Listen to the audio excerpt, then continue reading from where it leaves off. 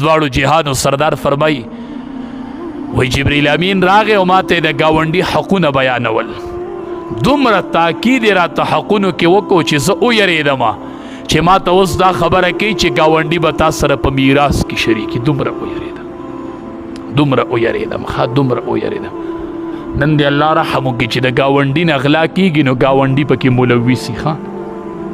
د گاونډي نه چې غلا وشي نو گاونډي پکې ملوث شي. د گاونډي چې بېعزتي وشي نو گاونډي پکې ملوث. دا بېعزتي دی ګاونډي کړي. دا ګاونډي د کوره خبر دی، بل څوک نه دی خبر.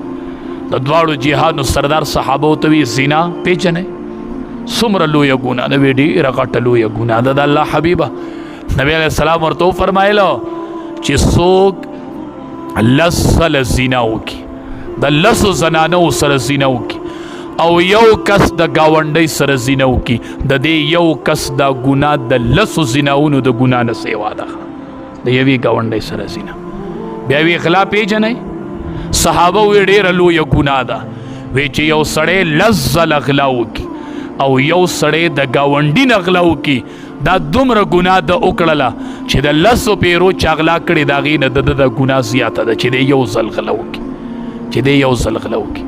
نبی علیہ الصلوۃ والسلام ابو ذر غفاری رضی اللہ تعالیٰ عنہ فرمائی، نبی علیہ السلام فرمایل ابو ذرا چې شوروا پخوئ که نه غوښه پخوئ نو شوروا پکې سیوا کوئ چې ګاونډي ته تیم په ښه طریقه باندې رسایي وکړي.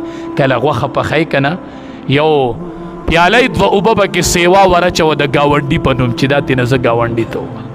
او نبی علیہ السلام زنانو ته وی زنانو یوه زنانه دې د بلې ګاونډۍ زنانه تحفه سپکه نه ګڼي، د هغې تحفه دې سپکه نه ګڼي اگر که د بیزې یوه سوی ولینئ.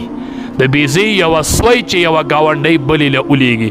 خو د دواړو جهانو سردار فرمایل زنانو ګاونډۍ زنانو تحفې سپکې مه ګڼئ اگر که دا د بیزې یوه سوی ولینئ. تاسو له د بیزې سوی را ولیږي.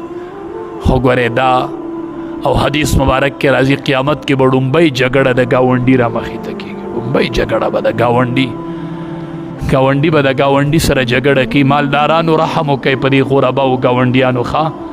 مالدارانو په دې فقیرانو ګاونډیانو م رحم وکئ. لږ یو کس به راپاسي او بل به د الله مخې ته ونیسي، د الله دربار به یو به راپاسي او بل به ونیسي، یو ګاونډي به راپاسي بل به ونیسي. وی به یا الله دا زما هغه ګاونډي دی چې د ده کرسیز د ضرورت نه سیواو او زما حاجت و د ماله نه دی راکړی. خدایه ماله ورسره حساب وکړه. ګاونډي ډېر لوی حق دی په شریعت کې.